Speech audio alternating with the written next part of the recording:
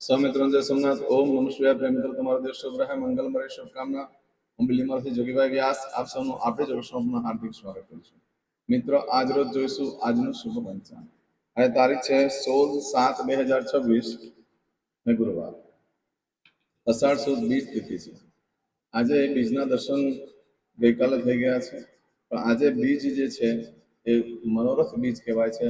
બધી જ પ્રકારની ઈચ્છાઓની પૂર્તિ કરનારી બીજ કહેવાય છે. આજે જગન્નાથપુરીમાં બહુ મોટી યાત્રા થતી હોય છે. આજે રથયાત્રાનું બહુ મહત્વ છે. જ્યાં જ્યાં રથયાત્રા થતી હોય એમાં જોડાવવું જોઈએ. યાત્રા વસ્તુથી જીવનનો થાક ઉતરી જાય છે, જીવનના પાપમાંથી મુક્તિ મળતી હોય છે, અને જન્મ મૃત્યુની જે ફેરા છે, યાત્રા છે, એમાંથી પણ મુક્તિ મળતી હોય છે. માટે યાત્રા ખાસ જ્યાં પણ યાત્રા હોય, જ્યાં પણ આવી તે રથયાત્રા નીકળતી હોય એમાં જોડાવ એનું બહુ જ મહત્વ છે. કારણ કે રથયાત્રામાં ભગવાન ત્યાં હાજર હોય છે અને ભગવાનની બધા પર દ્રષ્ટિ પડતી હોય છે.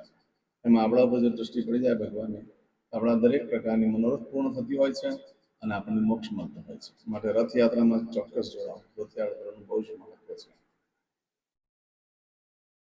આજે જોઈશું આજનું શુભ પંચાંગ. આજે બાળકનો જન્મ થાય છે એની તિથિ ગણાય છે બીજ. આ બીજ તિથિ છે તે સવારે 8:56 પૂર્ણ થઈ જાય છે, અને ત્યાર પછી જે બાળકનો જન્મ થાય એની ત્રીજ તિથિ ગણાશે. આજે જે બાળકનો જન્મ થાય છે નક્ષત્ર ગણાય છે આશ્લેષા. આશ્લેષા નક્ષત્ર આજે સવારે 7:33 પૂર્ણ થઈ જાય છે, અને ત્યાર પછી જે બાળક 7:53 પૂર્ણ થઈ જાય છે, અને ત્યાર પછી જે બાળકનો જન્મ થાય એની મઘા નક્ષત્ર ગણાશે.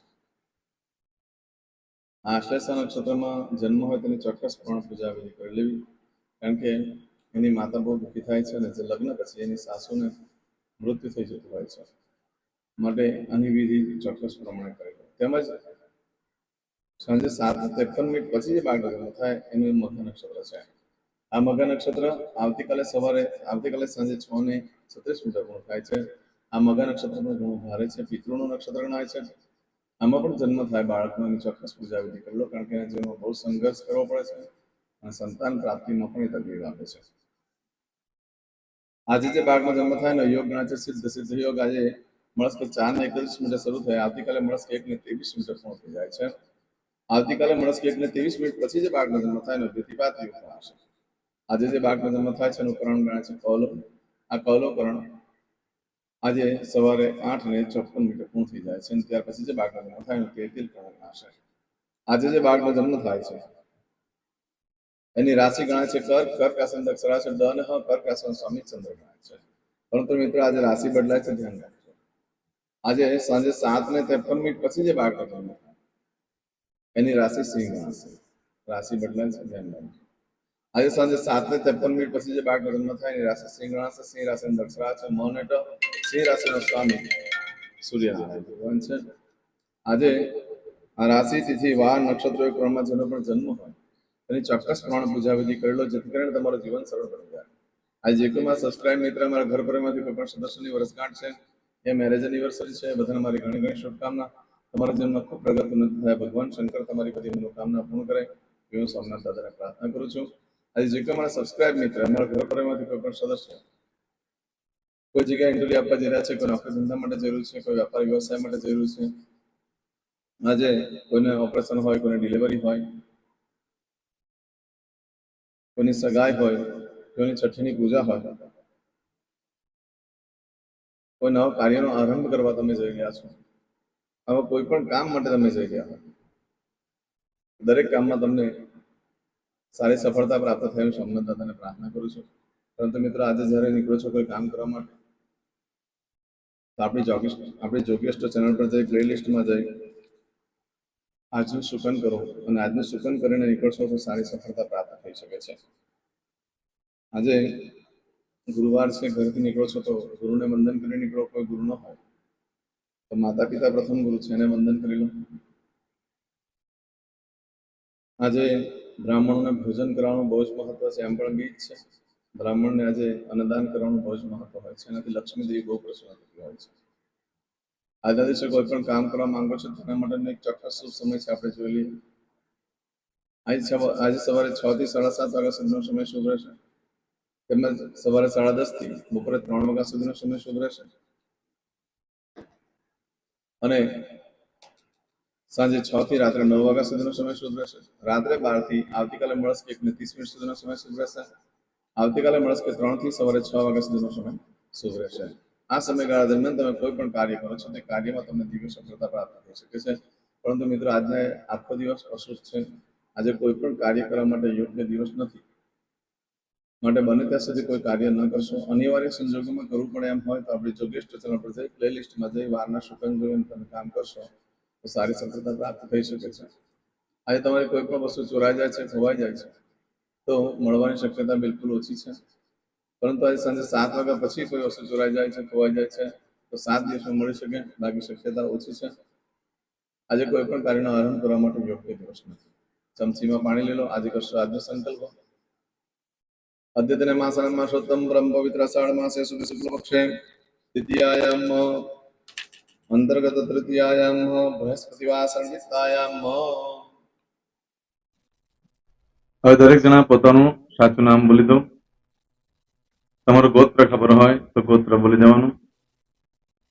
પછી બોલવાનું છે અહમ, મમ, આત્મન, શ્રુતિ, સ્મૃતિ, પુરાણોક્ત, પુણ્ય, ફલ, પ્રાપ્તિ, અર્થમ, અપ્રાપ્ત, લક્ષ્મી, પ્રાપ્તિ, અર્થમ, પ્રાપ્ત, લક્ષ્મી, ચિરકાલ, સૌ, રક્ષણાત્મક, લોકેવા, સભાયામ, રાજદ્વારે, વ્યાપારે, વિદ્યા અભ્યાસે, દેશે, વિદેશે, સર્વત્ર, યશ, કીર્તિ, વિજય, લાભાદિ, પ્રાપ્તિ, અર્થમ, મમ, અખિલ, કુટુંબસ્ય, આયુ, આરોગ્ય, ऐश्वर्यादि, प्राप्ति, अर्थम, मम, जन्म,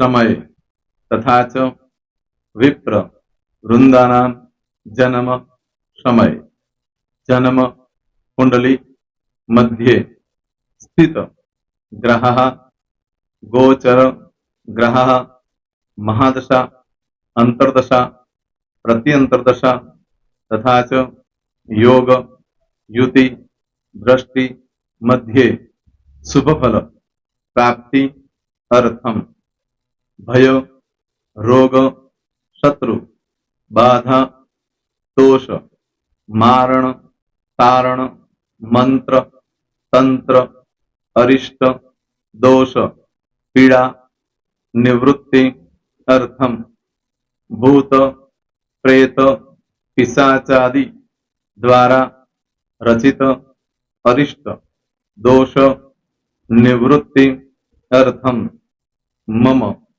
सकल, मनवांछित फल. તમારા મનમાં જે કઈ ઈચ્છા હોય તે બોલી જવાનું.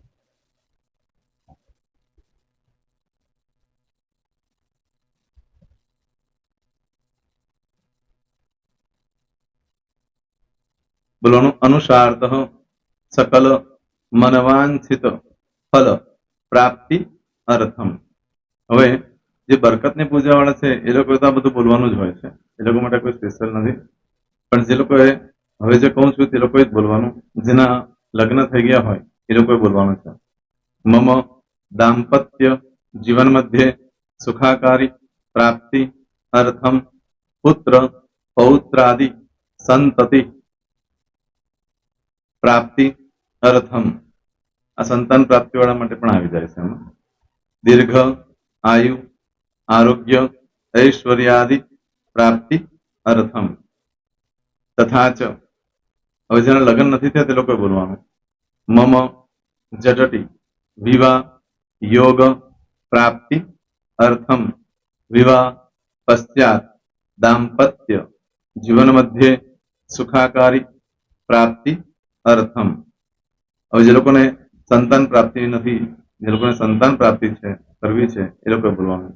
મમ દાંપત્ય જીવન મધ્યે સુખાકારી પ્રાપ્તિ અર્થમ તથા ચ દીર્ઘ આયુ આરોગ્ય ऐश्वर्यादि समन्वित संतति सुख प्राप्ति अर्थम.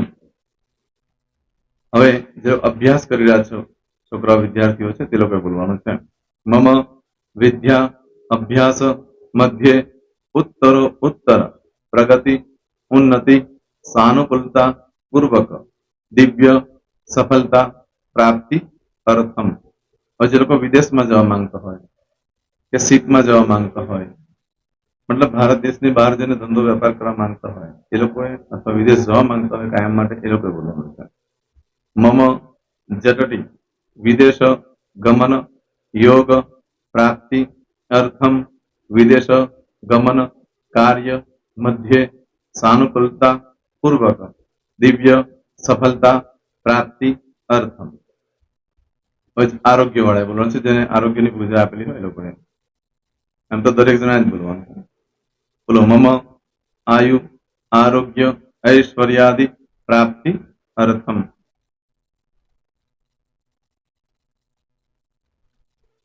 હવે દરેક જણા બોલવાનું.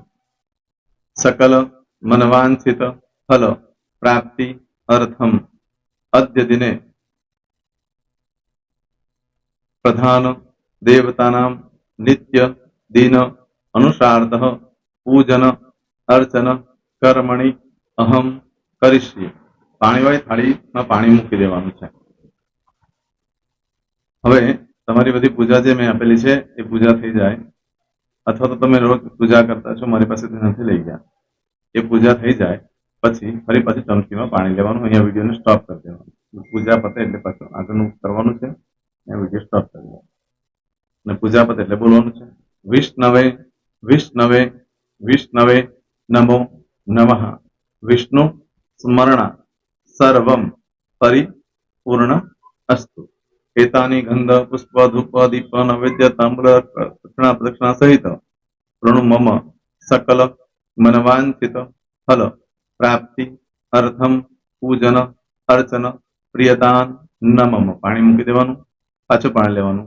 પૂજન અર્ચન બ્રહ્માર્પણમસ્તુ. નીચે જમીન પર પાણી મૂકો, એમાં આંગળી ઘસી કપાળમાં તિલક કરી દો. કપાળમાં જમીન પર પાણી મૂક્યું છે એમાં. ત્યાર પછી ભગવાનને કહેવાનું કે હે પ્રભુ, આજે પૂજા કરતા કોઈ પણ પ્રકારની ભૂલચૂક થઈ ગઈ હોય તો અમને ક્ષમા કરજો. અમે તમારા બાળક છીએ. પ્રભુ, તમારો ખૂબ આભાર માનું છું. આજે મારી પાસે તમારી પૂજા કરાવી, મારી મનોકામના પૂર્ણ કરી. પ્રાર્થના કરી દો. જગ્યા પરથી ઉભા થઈ શ્રીનારાયણ ભગવાનને પાણી ચડાવી દો અને નિત્ય કર્મ જે કરતા હોય તે કરો. જય શ્રી. તમારો દિવસ શુભ રહે. તમે અને તમારો પરિવાર સુખી રહે, સંપન્ન રહે, સુરક્ષિત રહે, એ ભગવાન સોમનાથ દાદાને પ્રાર્થના. પ્રેમ મિત્રો, તમે મારા વિડીયોને લાઈક ના આપી હોય તો સૌથી પહેલા લાઈક આપી દો. અને ત્યાર પછી જો તમે મારી આ ચેનલ સબસ્ક્રાઇબ ન કરી હોય તો સૌથી પહેલા સબસ્ક્રાઇબ કરી લો અને બેલ આઇકોન ઓલ પર ક્લિક કરવાનું ભૂલશો નહીં, જેથી કરીને સૌથી પહેલા નવી વિડીયો જે કંઈ મૂકું એ તમને મળે. મિત્રો, કંઈ પણ મૂંઝવણ હોય તો મને આ નંબર પર તમે ફોન કરીને પૂછી શકો છો. મારો મોબાઈલ નંબર છે 9825546459. મિત્રો, કોમેન્ટ્સમાં જય સોમનાથ લખવાનું ભૂલશો નહીં. ફરી પાછા નવા વિડીયો સાથે મળીએ. ત્યાં સુધી સૌને જય સોમનાથ.